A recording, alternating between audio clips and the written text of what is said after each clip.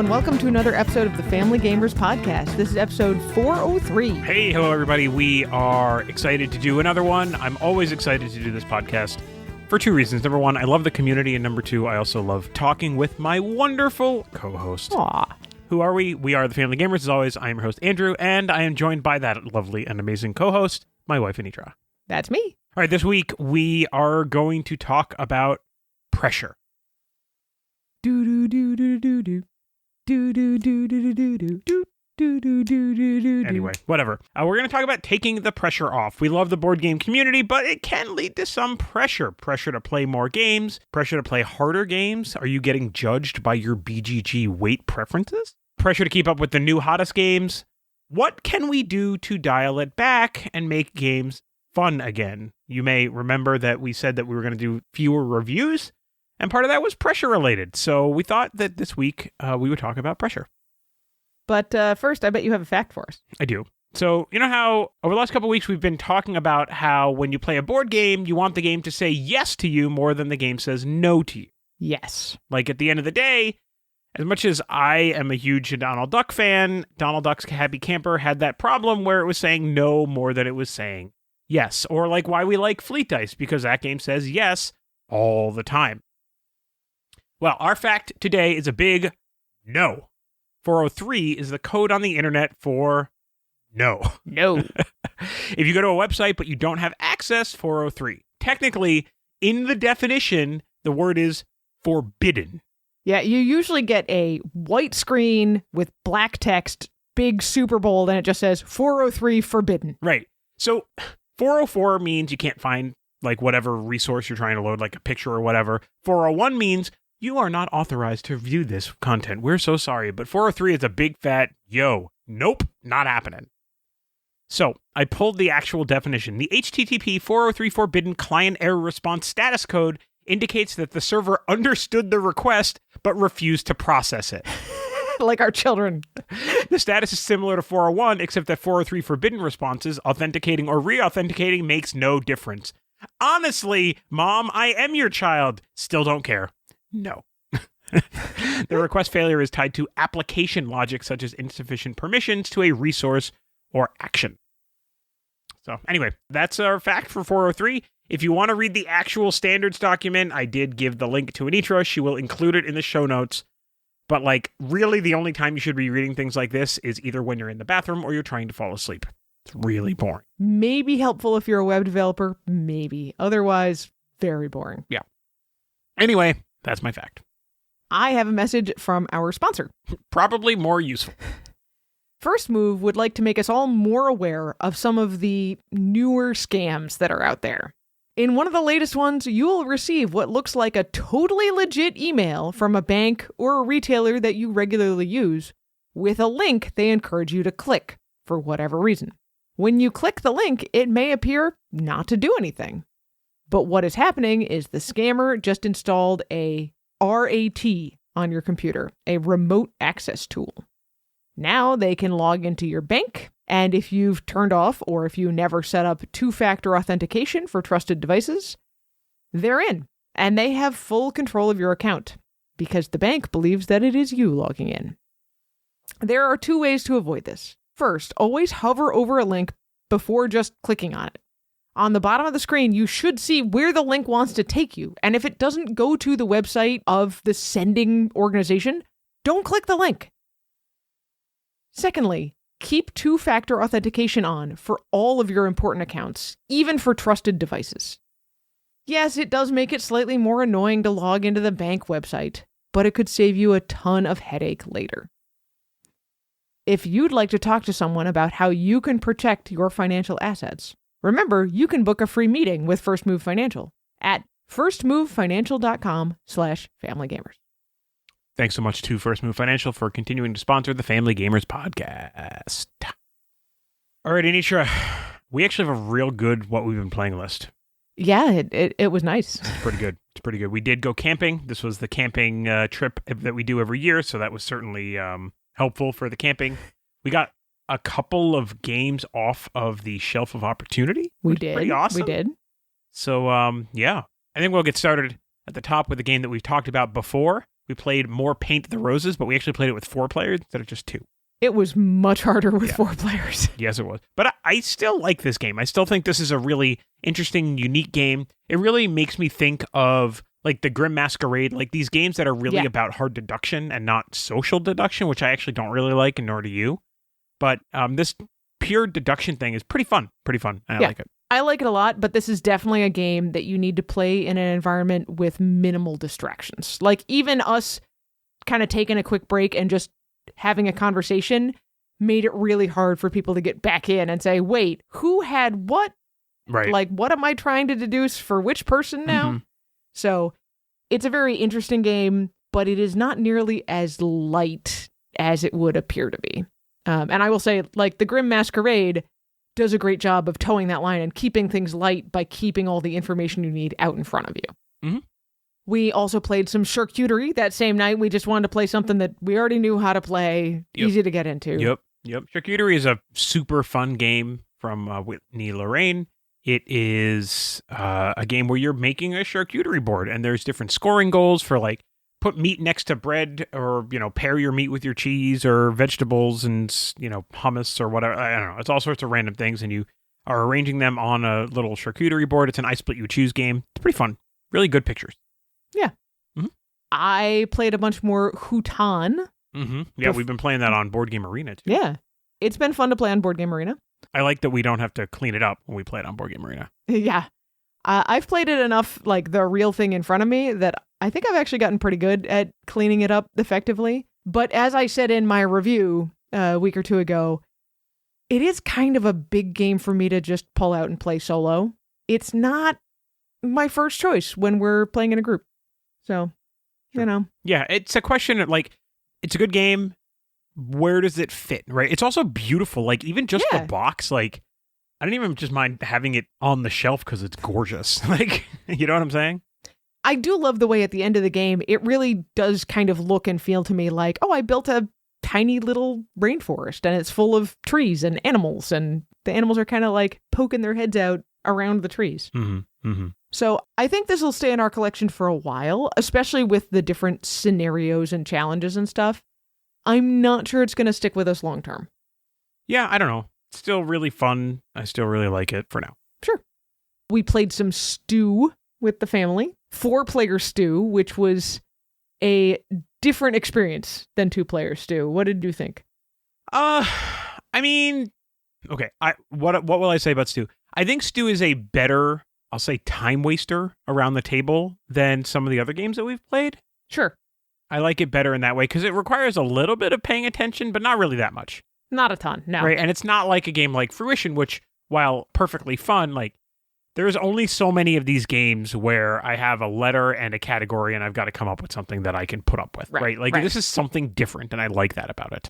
Yeah, so Stew, at its heart, is a press your luck game with hidden information. Mm-hmm, mm-hmm. So you're pressing your luck of, is there enough stuff in the stew pot yet that if I reveal it, it's gonna make a filling stew, is basically what you're going for. And I don't think it's significantly different playing it at more players. And as you said, with more than 2 players, you can kind of stop paying attention until it comes around to your turn again, then be like, well, you have to pay at least a little bit of attention, right? Because you're trying to figure out what's in the stew pot, right? I mean, you have to know something.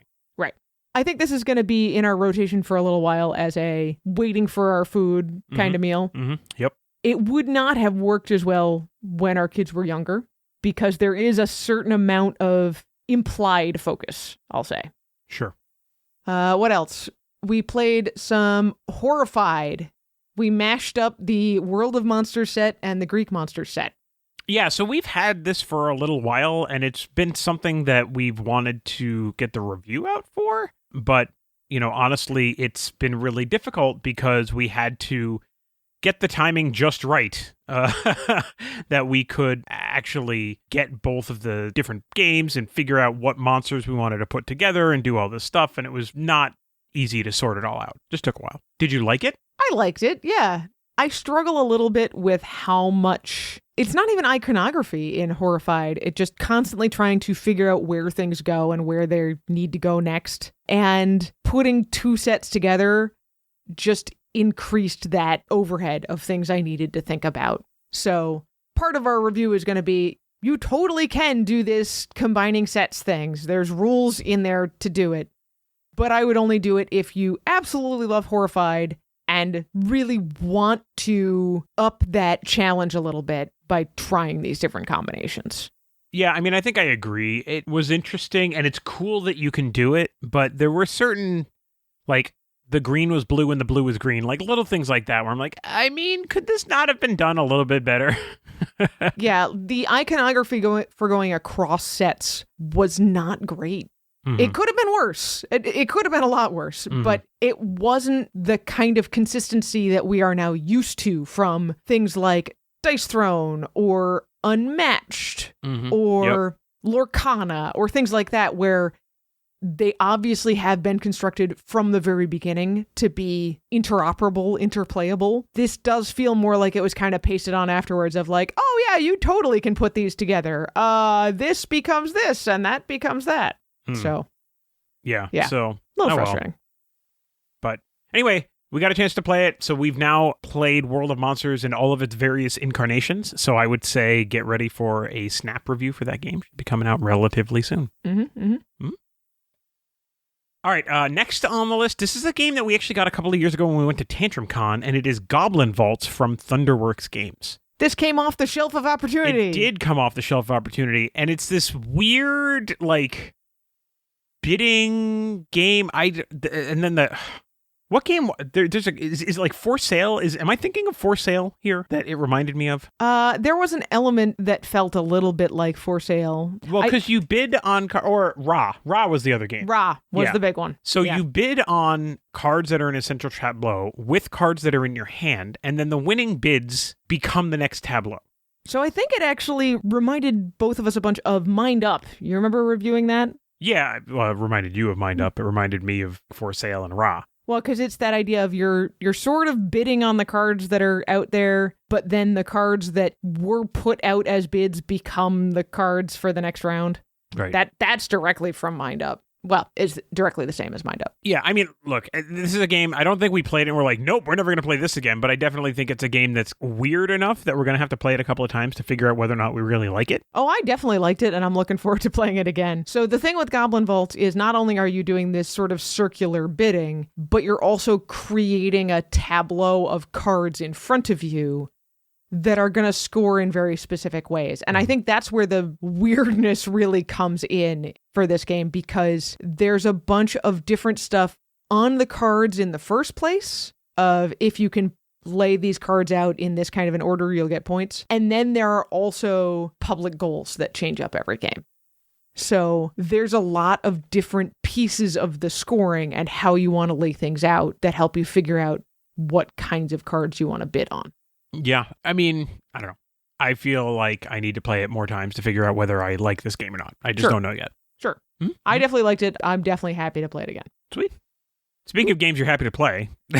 Friends of ours asked to play Sagrada, and we had a great time with it. It's such a beautiful game. And in talking with those friends, we kind of came to terms with the fact that even people who like these sort of tight placement games, some people, like me, really like games like Sagrada and Calico, where you start wide open with lots of options, and everything you place reduces your options for the future. Yeah, and I'm the opposite, where I like it as it maintains its complexity as the course of the game goes on, and so you've always got a bunch of potential options to consider. So that would be games like Cascadia, stuff like that, right? Yeah, I mean, Cascadia just doesn't limit you. Like, it doesn't... We've talked about this before, the great comparison is Sagrada and Role Player. Yeah, but Role Player limits you a ton as but well. There's still but you're limited in your placement locations, but you're not really limited in your placement locations, because in Sagrada, the game says, no, you cannot put this here. In Role Player, you can put them there, it's just not beneficial. It's just not It's just not as helpful. Sure. And over the course of the game, you're adding more skills and abilities that you can do different things with, sure. Right? So that's the big difference. Like Sagrada, literally your choices dwindle. Yes. Which doesn't really happen in a game like Role Player. Sure. Mm-hmm. And one more that we played outside of camping, which was The Magnificent. Yeah, this was a really interesting game. This one was tough for me to wrap my head around. I did very well. Actually, I guess I didn't do that poorly. I came in second place, but the guy who showed us the game, admittedly, he had played it a bunch, but he almost lapped you. Almost. Yeah, he really smushed us. The Magnificent is a really neat game that has, I mean, it's like you put a bunch of mechanics in a pot and just like made a board game out of the stew. Yeah. Right? I mean, Yeah. it's got sort of set collection. It's got some tile placement, some like polyomino tile placement in it.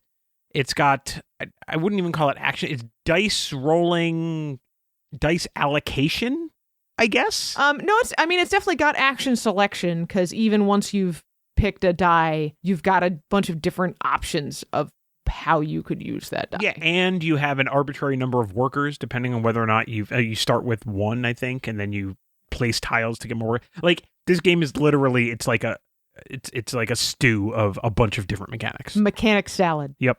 Yeah, it is. It is. But that said, like, I had a tough time wrapping my head around it, but I still enjoyed playing it. It was interesting. Frankly, for me, it was one of the most interesting circus-themed games I've ever played, because it really felt more like, oh, I am assembling a bunch of circus acts, and I'm looking for ways to put on performances. Yeah, I mean, the premise of the game is that you collect these posters of circus acts and then you put on shows. You have a circus tent, and then in that tent you put on the show that is represented by the poster. So the kind of the primary scoring mechanic around the, like, there's other ways to get points in this point salad-y kind of thing, but the primary scoring mechanic is by the execution of these shows. And the shows give you a bunch of victory points and also some money. I mean, it's so weird. The dice placement part of this is really, really interesting. You're drafting dice of, I think, 4 different colors. Yeah. And over the course of two rounds, you have a cumulative color power, I guess would be the best way to put it, which is your dice summed together, whatever the color of dice is summed together. And then at the end of the round, you're going to have to pay rent of that amount of money. Like, kind of, yeah. I mean, you can quickly understand why Nietzsche's saying, like, wow, this is really confusing. But, like, also there's a separate currency, which is gems, and gems allow you to do a bunch of different things, and sometimes you need to spend gems to put on a show. Well, you spend gems, yeah, sure. Sometimes you have to spend gems to put on a show. Sometimes you spend gems in the right color to up the power temporarily on your dice to allow you to do other things. And the things that you do with your dice might be putting on shows. It might be moving these little carts around a circle to get more like, there's a bunch of stuff going on in this game. I wouldn't even mind owning this game and playing it a couple of times. I definitely enjoyed playing it, but it's really difficult to explain. Yeah, I don't blame the friend of ours who just, like, he did a good job explaining, but even he messed up on a few of the rules, and we kind of figured a little bit more of that out as we went along. But I think we all had a good time with it. We did. I mean, I was in last place by a huge margin, and I still enjoyed it, so I'm hoping everybody else did too. So that's the Magnificent. All right, let's quickly go through a bunch of the games we played while camping. Mm-hmm. Yeah, there is like a tradition of crappy weather on this camping trip, which apparently we didn't trigger the tradition card this time around, because it was gorgeous. There was very little wind. We played card games. We were in the sun. There was no rain. It was actually a really, really nice camping trip. It was kind of amazing to not have to play any games in the rain with, like, drops dripping down our back or onto the table or unreal. Any of that. Just unreal. So speaking of that, we're going to start with a trio of games, which is Flip 7, Kabanga, and, well, Trio. Yeah, these are big hits everywhere we bring them, and I love that all of them are so quick to teach and can accommodate a bunch of players. Flip 7 can literally accommodate as many players as you want, but Kabanga and Trio both go up to 6. And importantly, don't get any more, like, difficult or challenging when you add more people. Yeah, there's no special rules, no weird stuff. Yeah. Just keep going. I also played a game of Sushi Go Party while we were camping. Had a great time with that. Had a very weird experience of we were all really in it to win it. And at the end of the game with 6 players, we had a 3-way tie for first place. What? That doesn't even seem possible. I know, right? Players 4 and 5 were pretty close behind. That's crazy. Player 6 was a kid, and they did the best they could. I also showed a friend of ours Order Overload Cafe. We just played a quick round or two of it while we were waiting for other games to finish up. Just like we mentioned at the beginning of this with Paint the Roses, Order Overload is definitely a game to only play when you can have a group locked in with no distractions. In any other environment, it is just going to turn into a bunch of frustration. So we did a 2-player game of it. I think we did 3 rounds. And after 3 rounds where you have 6 cards and you have 3 of them in front of you, the other person has 3 in front of you, that's already challenging enough in a noisy, distracting environment to be like, okay, I don't remember what all 6 things were, and I've got 3 of them in front of me, so what were some of the 3 that must be in the other person's hands? Mm-hmm. All right, next on the list is a game that you played, which was Sabotage. Yeah, so pulled this out again at camping. I showed a bunch of kids how to play it, and then they all started beating each other down with it, and I walked away. Perfect. Well done, Mom. And then we gave the game away. It's fine as long as you come into it knowing that it's exactly what it sounds like. You're all, boba tea shop owners, and you're all trying to sabotage each other so that you make the best tea and your competitors don't. All right. And the last game on the list is another game off of the shelf of opportunity. This is actually a game, the same person who showed us The Magnificent recommended this game to us a few years ago, and that was Altiplano. So I picked up a copy of it, and it's been sitting there, and mocking us. And this friend is moving, so we're like, we got to play this game with him because he's moving, and this is our last chance. So we pulled out Altiplano, and we played it. It did not go well. It's a game. Altiplano is a game.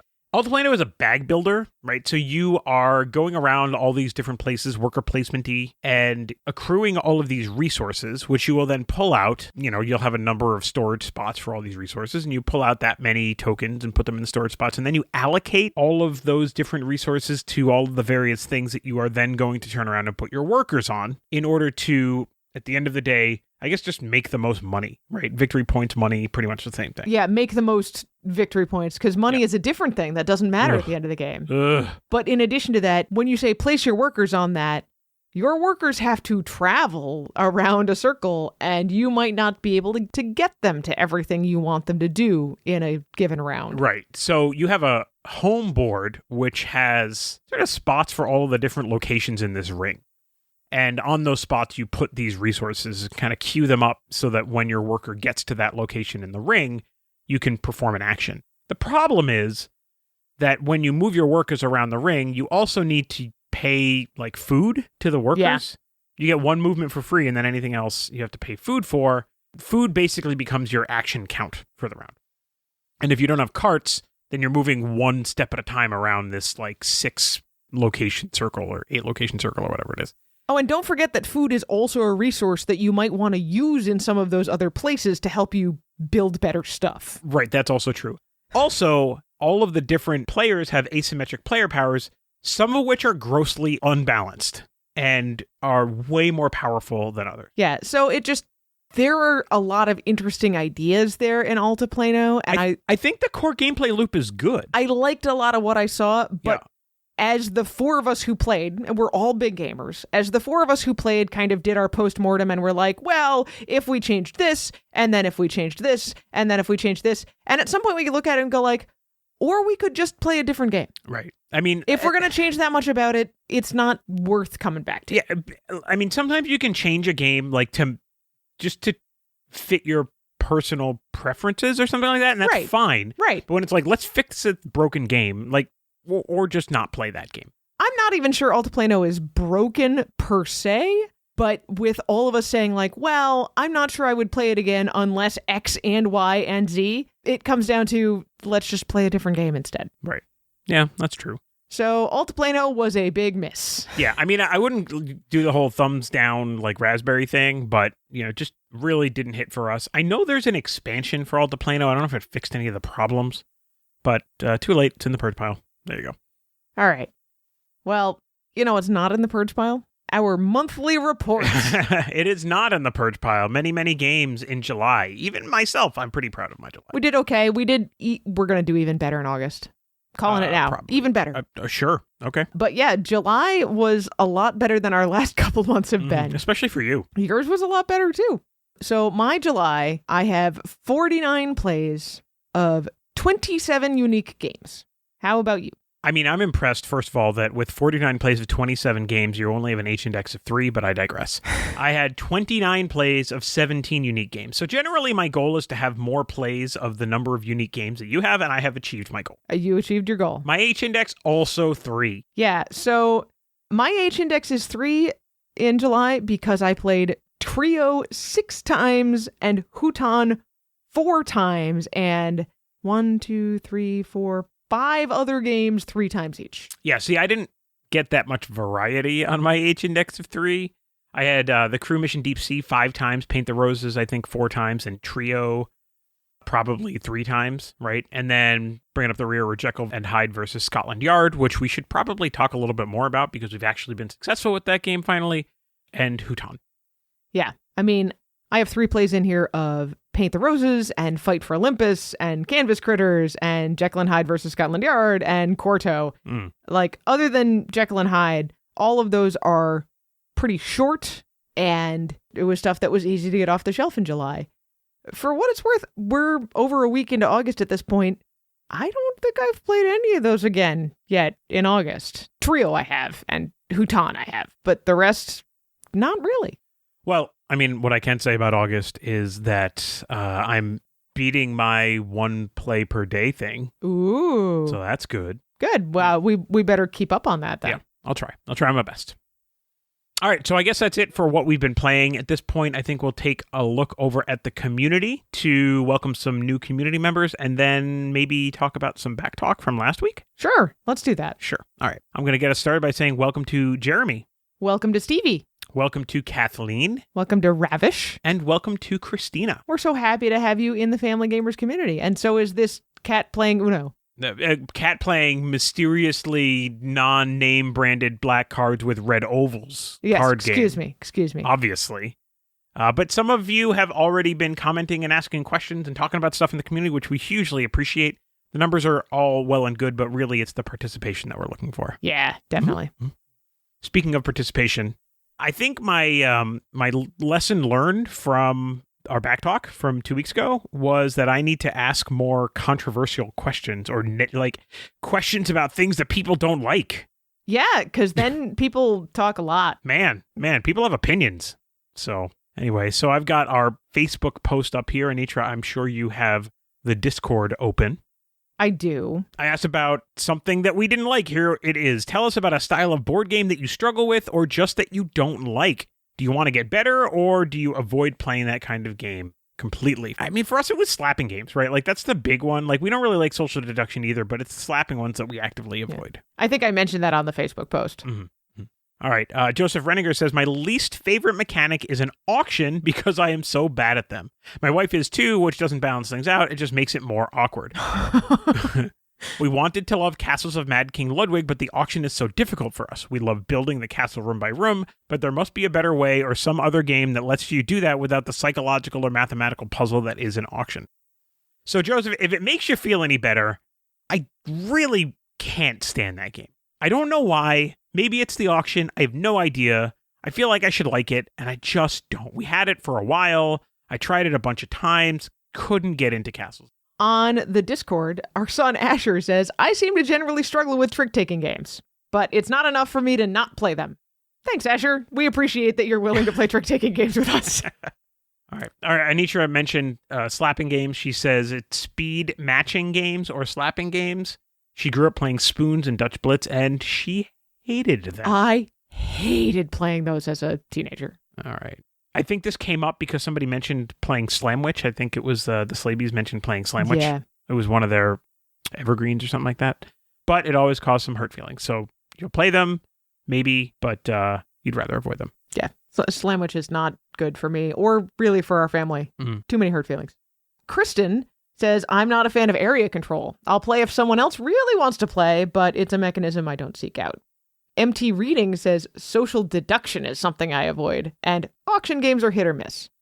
I do like deduction generally because I like puzzles, like logic puzzles. I think the social deduction and auction both fall into the category of games where you're playing the person more than the game, and that's the aspect she's not as interested in. Totally agree. I think that is exactly why we don't care for social deduction either. Yeah. Daniel Rocky agrees with you, Anitra. does not like real-time games. His brain just shuts down and he becomes paralyzed. If you were to add smacking his hand on top of that, it would only be that much worse. Oh, yeah, no. Peter says, games that are supposed to be strategic but have a huge luck element you can't work around. Milborn, Triominoes, even Catan. You can get stuck and have no real options other than to just finish the game and lose. That's not a fun experience. I agree. He gives an example of how that works in Triominoes. But since there's no getting better at that sort of game, he just tries to avoid them. Joseph Renninger again commenting on your thing about slapping and speed matching games. He says, I play that Game Logic. I don't even know what that is. Do you know what that is? Maybe. Anyway, on Board Game Arena, and I'm pretty disheartened by other players who can solve them seemingly instantly. I love Logic, but I am not fast at it. I've reconciled myself to play for fun and try not to look at the rankings. Joseph, comparison is the thief of joy. Zach agrees with Asher that he also doesn't like trick-taking games. That's you, I don't know, tweenager boys. Gen Z/Gen Alpha. Whatever. Kendra also agrees with you in nature. Taco Cat is one of her son's favorites, and she just can't. Doesn't mind speed games, but slapping, no. Yeah. Taco Cat is one I will be like, hey, teenagers and preteens, if you want to play this, go right ahead. Count me out. Adrian on the Discord says, I also don't like social deduction and the related bluffing games. I'm not good at negotiation either, so I don't care for those as well. More agreements for Anitra, Nick Martinelli. I'm just about done with slapping games. If I never have to play Taco Cat again, I'm good. I've also started disliking real-time games more and more. There's a few exceptions, but he tends to avoid them. Yeah, I think we found a few recently that just toe that line nicely of having a real-time element, but not making you have to focus in on that real-time the whole time you're playing the game. Like, Floristry would be a perfect example. Yeah. Zamaj Azul on Discord says, I'm not big on social deduction. Also, probably an unpopular opinion, but I don't love worker placement games. That's okay, Zamaj. You're allowed. Yeah, you're allowed. I might not agree with you, but you're allowed. Jeremy on the Discord says, I can't stand games that are just pure luck. A little luck is okay, but when your hand or your pull is almost solely based on the luck of the shuffle, it can make a game really obnoxious and unenjoyable. I can respect that, Jeremy. Sure. The last one on Facebook is Chris Dupree saying that for her, it is bidding mechanisms. She just really doesn't like games that happen. Okay. We have a few more on Discord. It got very heated. I don't know if heated is the right word. Busy. It got very busy. Busy is okay. Peter says, I don't mind pure luck, but I have to admit that if the entire game comes down to some luck bit at the very end, if it negates everything else you've done along the way, that's kind of disappointing. Also silly. Yeah. But he points out as a counterpoint to that, No Thanks or Can't Stop or even Flip 7, they're fun and they're simple luck-based games, but they're more push your luck than just you get what you get. JP says, I love a healthy dose of chaos and luck in my games, but when a card or tile is revealed and it randomly just ends the game, that's pretty much the worst. I remember playing my first game of Dungeon Quest, and at some point in the game I encountered a card that read something like, you fall down a pit and die. Game over. Otherwise, it's pure negotiation that I dislike the most. Mostly because I'm not good at it, and unless someone's taking pity on me, there's simply no way around it. The Joyful Jedi says, if cooperative is a mechanism, so is competitive. I get competitive with others in that kind of game, as you're expected, and I don't like how it feels. Winning isn't shared and can feel somewhat empty. I'd prefer team games. Silly competitive games, where randomness is a factor in winning, seems more my jam than cooperative because they're easiest to get to the table. So I like where he's going with that he's saying, you know what, competitive is not really the kind of game I want to play, unless it's really silly. Yeah, I mean, I can appreciate that. I mean, for me, I think the board game table is the one place where it's, safe to be genuinely competitive and you're not really like trying to impact someone's life in a profoundly negative way. You know what I mean? Mm-hmm. So it's a little bit of a release for me, but if there's certain people who don't like that, I understand that.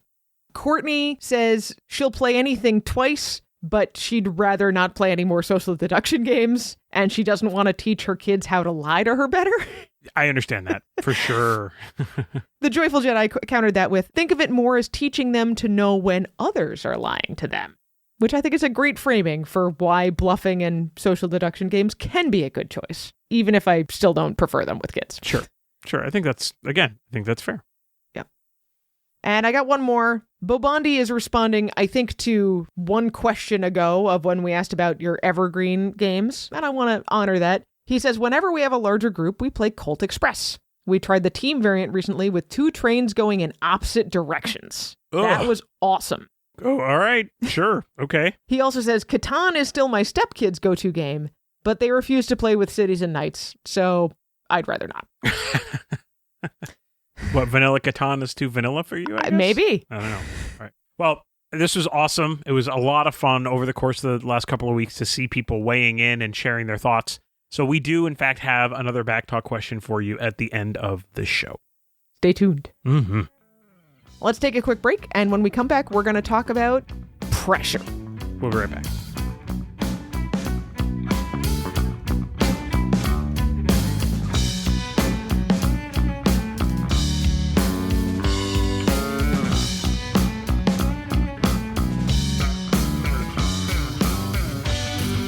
And we're back. All right, so yeah, we mentioned this at the top. The hobby of board gaming leads to lots of pressure, chasing the new hot thing or trying to do more stuff. I mean, that's like social media in a nutshell, right? Right. I think that happens with a lot of hobbies, at least nowadays, because you always can find somebody else who's doing more, who's doing cooler things than you, who's devoting more time to it. It's not healthy for anybody, man. Yeah, I mean, everybody is, putting out there the best versions of themselves, right? And so when we've got 3 or 4 or 5 people, all of whom we're trying to be the best versions of, it gets very, very, very impossible very, very quickly. So Yes. Anyway, yeah, there's a lot of pressure in that space. There's a lot of pressure to, go to every convention or keep up with the latest hotness and things like that. And, there were a couple other things that made us think about pressure in the board game world, like people really wanting their kids to be into board games and maybe they're not into board games. Or, what do you do with a game like Altiplano where halfway through the game you're like, yeah, this one's not going to work for us. Like, do you keep playing it? I mean, are you obligated to keep playing that game? Like, what do you do there? Even innocent comments like, why don't you play everything that you already own before you buy another game? Stuff like that, which, look, we're trying. I promise. We're down to 4 cubes. On the shelf of opportunity. Yeah. So there's a lot of things around this space that result in, intentionally or otherwise, pressure. So where do we want to start with this? I'm going to start very meta and say to all of you, when you feel that kind of pressure, realize that you're the one putting it on yourself. Nobody else can do that to you without your consent. Whether it's your kid's not playing heavyweight games yet, or your shelf of opportunity is how big? It sounds more like a shelf of shame to me. Nobody can make you feel bad or feel pressure about that unless you let them. Right. So let's talk about a couple of these issues, and we can kind of just spitball back and forth about how we would deal with them or how we would recommend people sort of work through them, right? So some of this is going to be recommending out of our weakness, where we know the right thing to do, but we're not necessarily doing it. Some of this? Some of it. All of this. There are a few things I feel like we're doing okay. Yeah, but we had to get there. Sure. All right. So let's start at the top. Shelf of opportunity, shelf of shame, whatever you want to call it. How do we work through this? What's a responsible way to work through this? Right? Because some of that, that idea of maybe you should work through what you have before you go buy more stuff, like some of that makes sense. It does make sense. Right? So what are some ways that people that are out there that know they have a shelf of opportunity can deal with the pressure of having that in a way that's holistic for themselves, that's helpful for themselves, that's not leading them to feel guilty? I think there are a bunch of options here. The one that immediately pops to mind for me, and I think we're doing this, but not necessarily systematically, is setting limits on bringing in new things. Something like I'm not going to buy a new game until I play one of the games off of my shelf of opportunity. Sure. I mean, I think that's healthier if it's a rule that you're setting for yourself versus a reaction to something that someone is saying. It's definitely you need to decide for yourself what you're going to do about this. If it's really bad, if you have games that are just kind of staring at you and you're like, I should really play that, but honestly, I never want to. Something soured me on this game between the time when I paid for it and now. Maybe it was a Kickstarter and something went horribly wrong with it, and by the time the game showed up at your door, you didn't want to play it anymore. Maybe you were really excited about it to play it with a specific person and then that person moved away. Whatever it is. If you are looking at a game and you're like, man, I want to play this game, but I never actually want to play this game. I just want to have played it so I don't feel bad about moving on from it.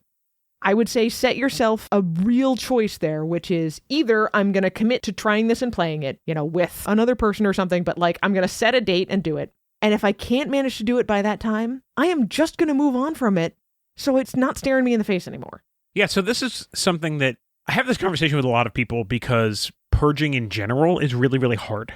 I know that people tend to assign more value to things that they own than they are actually worth. And it's an incredibly difficult habit to break. Oh, yeah. Most people are guilty of that. Yeah. And so we've talked about this very openly on this show because, let's face it, we come home with a lot of stuff when we go to conventions, or publishers are sending games to us for reviews and things like that. And we do, for what it's worth, we do have a kind of implicit social contract that anything that gets sent to us, we will at least play once and at least review in some way, whether it's just talking about it on the show, like something like Sabotage, or it's putting a review on the FamilyGamers.com website. And so we have a baked-in commitment that is a little bit different than what a lot of other people have. But what that does end up with is we have a lot more cardboard that we have to sort through. And what we have landed on is a decision point where we say, look, a game can be really good and not stay in our collection, because at this point, a game has to be great to stay in our collection. And this is going to sound very, very silly, but we do not have to feel guilty for moving on from a game, right? Yes. There is a guilt that is associated with that. And that kind of baggage might be that we have this kind of idea in our mind that like we feel bad for moving on from a game because there's something about that game. Or it could be that maybe you do have memories attached to a game that you no longer play or things like that. And I will say that there are a game or two on our shelf that we may play again, but we will never get rid of for certain sentimental reasons and things like that. And I think that's fine as long as you're not talking about 500 games. Yeah, as long as it's not taking over your room. Right. But what I'm literally specifically talking about here is I have talked to people, and to a degree, I've even felt this before, where I would feel bad moving on from this game because it's almost like I'm saying that this game is bad. Not that I think the board game has feelings, but it's like I feel like I'm going to hurt the board game's feelings. Does that make sense? Yeah. And I think the thing to realize here, and this is true for a lot of people with decluttering in general, decluttering hobby stuff specifically, where it's stuff that it sits there and you just can't quite get around to it, but you don't want to feel like you're wasting it. We've talked about the sunk cost fallacy. Mm-hmm. And the thing to realize is that if you are giving it up to someone, whether that's a specific person you're giving it to, or even if you're bringing it to Goodwill, it's going to end up with somebody else who's going to play it. Someone else is going to enjoy this thing, or at least have the opportunity to enjoy the thing. Which, if it's sitting on your shelf and nobody's enjoying it, like if you're getting more guilt from it than enjoyment, then it shouldn't be sitting on your shelf. It should be somewhere else where someone else has the opportunity. Yep. So it's gotten a lot easier for me to be like, oh yeah, we're moving on from this game, which doesn't mean like, oh, this game sucks and we hate it. It means it's not the right fit for us at this point in time. And I would rather it go to somebody else who has a chance to get to know this game. And maybe they'll love it. Mm-hmm. Yeah, I mean, I'm trying to think right now of games that we've purged or moved on from that I regret purging or moving on from. And I got to be honest with you, we've been doing this for 10 years and I don't think I can come up with any. I can come up with 2 or 3. Oh, I'm actually interested. What are they? Okay. I'm going to tell you exactly why I regret it first. Okay. They are kids' games. They are out of print. Okay. And I have very fond memories of them. So that would include Zitternix. I know we gave it to somebody with little kids who's going to super enjoy it. I still kind of regret it. I have great memories wrapped up in that game, and it's wrapped up for me with the early days of doing the podcast and understanding what reviewing games was going to feel like. So I regret it a little. I don't regret it enough to go search out a new copy since it's out of print. Mm-hmm. And there are a few other games in that sort of category where it's like it makes sense to move on from it. It's the right thing to do. I don't know that it's ever going to get played again, but I miss it a little. Well, I think you kind of nailed the thing there, right? There's a sentimentality to it. It's not the game specifically, it's the memories around the game. Right, exactly. Yeah. So that's kind of the first thing, is this pressure to play games that you own, and how do you deal with that? And I think in terms of sheer actions, and we talked a lot about purging and the comfort level around purging and things like that, but I think, Anisha, you nailed it at the beginning with the sheer actions of set yourself a reasonable time frame. Like, okay, I need to play this one game in the next 3 weeks, right? Or something like that. And if you, with that stated goal, aren't able to do that, then don't feel bad about moving on from that game, because even busy people, I'm a very busy person, but if I can't find the time to play a game that I'm deliberately planning to play for 3 weeks, I probably should remove that from my life, because the guilt of having it there is actually weighing on me more than the value that I would be getting from playing. So women talk about this sometimes with clothes. A lot of women will cycle between sizes and get larger and smaller over the course of their adult lives. And sometimes it's oh, well, I'm hanging on to this dress for just the right occasion, and I need to lose 10 pounds to fit into it, and. And at some point you have to just recognize that you may get one or two of those conditions together, but you're never going to get all of them together to make it the right occasion to wear that dress. And Hold on. I do want to point out here, just for a moment, that there's a reason why I've been wearing my brown suit and not my black suit lately. Yeah. The black one is a little bit small. So it's not a lady thing. It's not just women. But if you can get yourself to realize, like, look, there are too many different factors that would need to come up just right to be the right occasion for this, move on from it and have one or two things that fit fewer of those factors. Like in the case of clothing, I really need to have a super fancy special occasion dress. Okay, great. But if the one you have right now doesn't fit you, that doesn't actually fit that category for you. So the same thing with games, like, oh, I really want to have a heavy game that we can play with 6 people, and it has this awesome theme that nobody in my family really likes, but I love it, and, and. Okay, maybe you need to realize that when you have 6 people together, you're not going to play a really heavy game. Or maybe there's a different game with this theme that you love and nobody else in your family cares for that's a little bit easier to get into, and they'd be more likely to play with you. So really kind of looking at those factors of why do I want to keep this game so much? And if there are too many elements there that are like once a year, once in a lifetime, and you would need to meet multiple of them to make it worth it to play this game, it might not be a great fit for you to keep right now. Mm-hmm. And I say that looking at a game or two on our shelves that only come out, and make time for maybe every 2 or 3 years. I will fully admit that there's a game on our shelf that we play once every 4 years. Roughly, yeah. Roughly. We play it during the election. But that's kind of a counterexample of something where it has a dedicated purpose that we use at a certain time. Yes. Right. So if you have I will definitely get that confluence of very specific things to happen on this kind of period, every 2 years or every 4 years, that's okay. Yeah, it's a different kind of a reason. All right, let's talk about another one, which is, I think, a really, really big one, a really, really important, and it applies pressure in lots of different ways, and that is about parents wanting their kids to be board gamers, or even parents, maybe you have friends whose kids are board gamers, and you're getting kind of pressure from your friends that their kids play board games, so how come your kids don't play board games? So there's a lot of different aspects of pressure here. One of them is, are you appropriately putting pressure on your children? One of them is, how do you deal with the pressure that you're getting from your friends, etc.? Maybe it's the case of your kids used to love to play games with you, and they don't really anymore. They're kind of, do I have to? So what do we do in this situation? We had this wide open, and now we're going to narrow it back down again. Something we've been saying from early days of this podcast is, of course, we want to play games with our kids, but the point of games with our kids is to have fun with our kids. If it's not fun for your kid, it's not fun. It's not serving the purpose of playing games with your kids. And frankly, if your goal is to have a child who continues to like games, grows up playing games, whatever, plays games with their kids, whatever that thing might be, the act of forcing a child, or really any family member or anyone, to do something is just going to make them resent that thing. And so if you're forcing a game based on this premise that, no, you're really totally going to love this by the time we're done, really what you're doing is breeding resentment. Yeah. So that said, we have been reviewing board games for 10 years with our children. We do try to get our children to play games. They don't always want to play games. So we've been guilty of this. For us, I think we're pretty good these days at reading our children and knowing how to apply a little bit of pressure without it being overwhelming. Mm-hmm. So, for example, it might be, hey, we really want to have 5 people for this game, but let's do 1 round, and if you don't like it, you can walk away.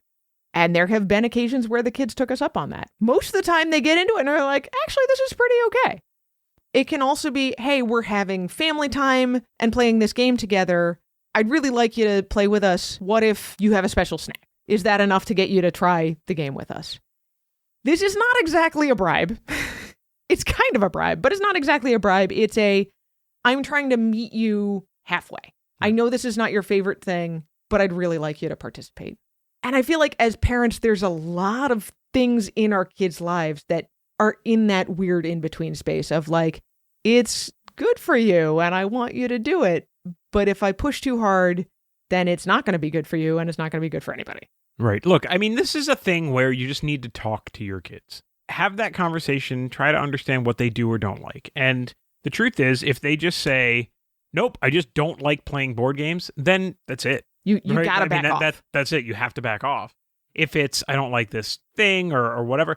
Look, we just asked a question about what board game mechanics you don't like. If you didn't have the names for those mechanics, how would you have answered that question? I just think about that for a moment, because I think in a lot of cases, especially with our kids, if they're not board gamers, they might not even be able to articulate what social deduction is. And so it's worth a conversation with your children to say, hey, what did you like? What did you not like? And if someone's trying to explain, if our 10-year-old or 11-year-old is like, well, I don't like the thing where I'm trying to figure out what you're thinking, but I don't really know. Oh, you're talking about, okay, you don't like social deduction games. Cool. Good to know.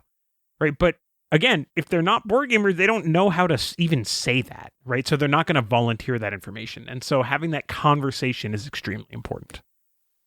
And I know this is coming from a place where we have older kids, preteens and teens now, but this is true even when your kids are little. Especially when your kids are little. Like, yes, it is hard to have a quote unquote conversation, but you can know by observing your kid as well. Maybe they're just not ready to really follow rules yet, or maybe their attention span is not long enough. In that case, I would say very much, if it's the attention span, try hey, we're going to try this game, and if they get up and walk away, I, as the parent, have resolved that I am not going to feel hurt by that, because I'm trying to show them that games are fun. And if I force them to sit down with me when they don't want to anymore, it stops being fun. We want our kids to associate board games with fun. If it's that they're not really ready to follow rules, that happens too. Offer, hey, do you want to just play pretend with these pieces? Oh, do you just want to move the cars around the board and then we'll put them all back in the box when you're done? Okay. That's still a healthy step towards, in the future, being able to introduce a little bit more rules bit by bit. The early HABA games are great for this kind of thing. Mm-hmm. Yeah, there's a lot of different ways in which we can take this. And I guess what I'm going to say is we're running a little bit long, so I'm going to have one more sort of subtopic under this that I want to address on this show. But I would also invite everybody, in addition to the backtalk question, which I'll give you in a minute, if you have questions or comments or thoughts about this, please feel free to raise them in the community. It's absolutely something we can continue the conversation there. But the last thing that I want to talk about is whether or not you need to finish a game. Board gamers especially feel like, we started it, we're going to finish it, darn it. And I have a 2-part answer for this. Number 1, no, you don't. That's the first. You do not need to finish the game. And I can hear you, and I can hear you out there saying, well, it's important for us to teach our kids that they finish what they start. Don't quit. Right? And this is the second part. That's also true. So how do you divide the line between those two things? And that, I think, is where the nuance comes in, and where, look, a lot of this is really about knowing your children. Right. And knowing them in subtle ways. What are their tells? Can you figure out how they're thinking, what they're feeling, things like that? And if the answer is no, then you can do this thing called asking questions. Right. If you're looking around, you're not loving it, and you have a feeling that other people aren't loving it, it's perfectly valid to say, and in fact, this happened with Altiplano, by the way. All right, everybody, where are we at? Should we finish, or should we just wrap this up because it's just not working?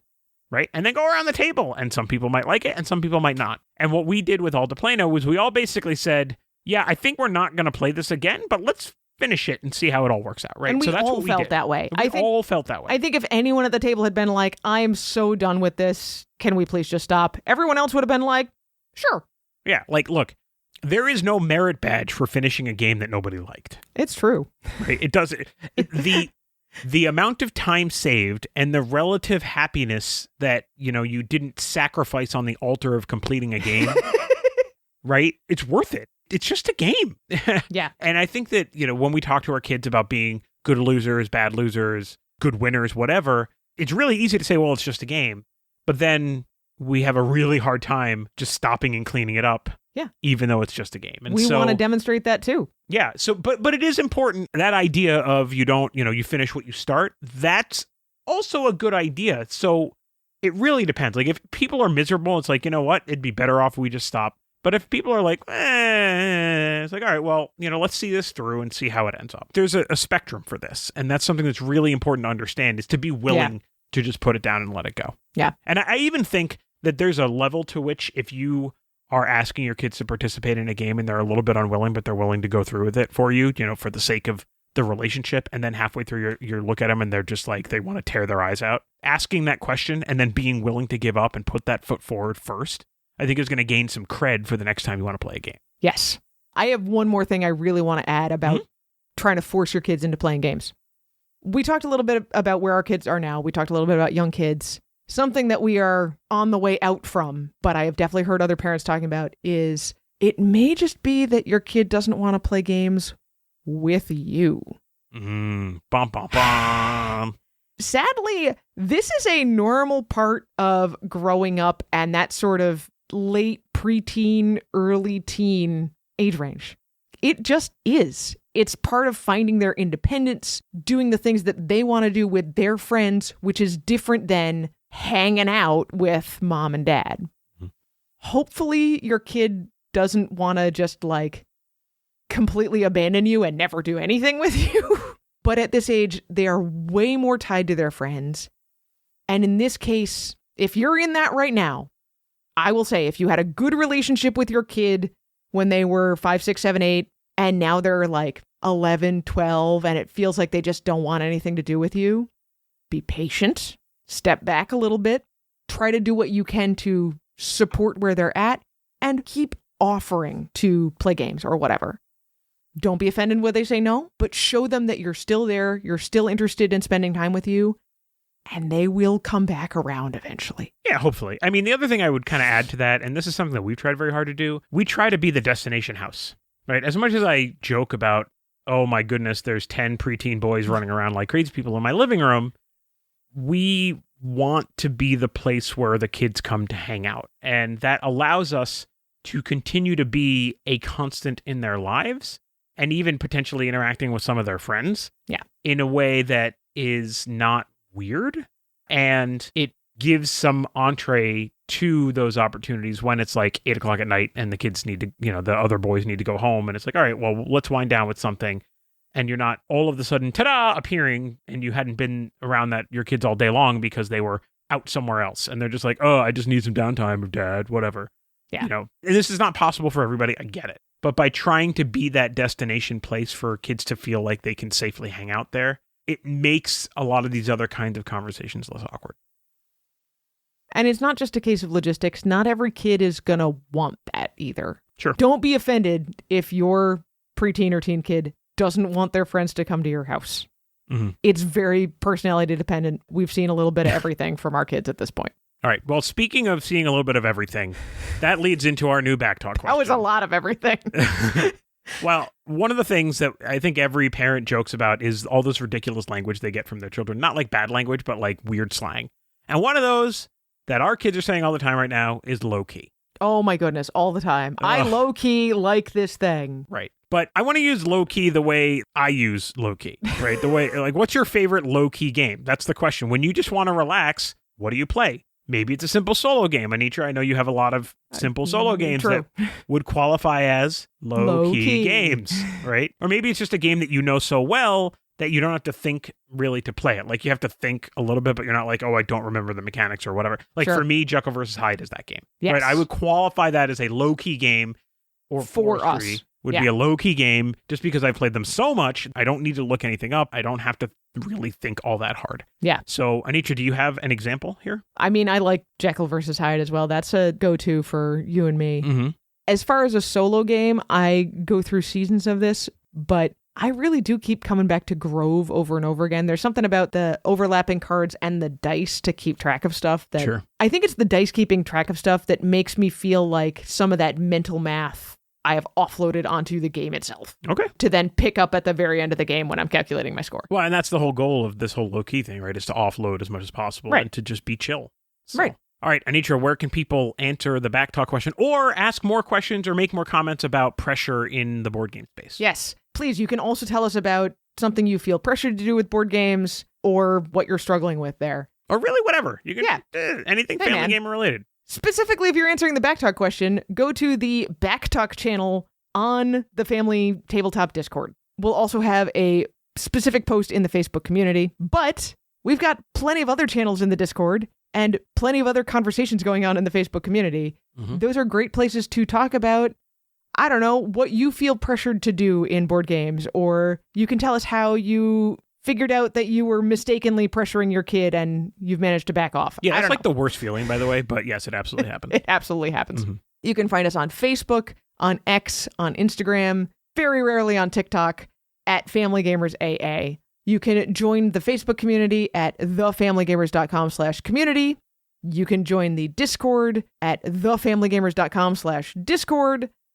You can still check out our YouTube videos on our YouTube channel, which is The Family Gamers. Mhm. Of course, you can always email us, Andrew at thefamilygamers.com. Anitra at thefamilygamers.com. Please don't forget to subscribe to this show, tell your friends about the podcast, and leave us a review at Apple Podcast or whatever your podcast subscription source is. You can also find us on Amazon Music, on TuneIn, on Spotify. We still post on YouTube Music, so you can kind of pull that one up while you're at work and just kind of stick it in the corner. You can ask your smart speaker to play the Family Gamers podcast. The Family Gamers is sponsored by First Move Financial. Go to firstmovefinancial.com/familygamers to learn how the team at First Move Financial can help you pile up the victory points. Thanks again to the team at First Move for sponsoring the show. All right. I think that's it. I know I feel like I just took a load of pressure off to make the podcast. I was kind of thinking exactly the same thing, but now I'm under pressure to edit the podcast. Wah wah. So I'm going to go do that. We'll be back in a couple of weeks with a new topic, but until then, everybody, play games with your kids.